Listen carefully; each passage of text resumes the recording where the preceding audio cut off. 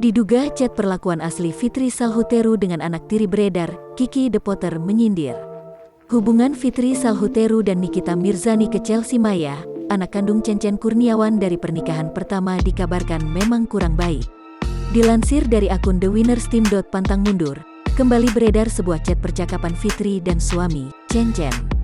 Berbeda dengan perilakunya ke Chelsea kala itu di depan kamera seolah menjadi sosok ibu tiri berhati malaikat. Nyatanya dalam chat diduga miliknya itu, ia malah ngedumel ketika Cencen memberikan atau membelikan sesuatu untuk Chelsea Maya. Fitri pun mengaku tidak akan memberikan anak tirinya uang lagi.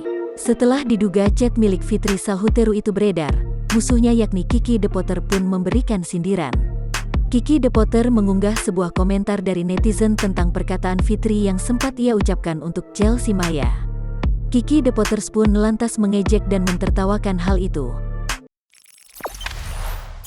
Jangan lupa subscribe, share, komen, dan like ya!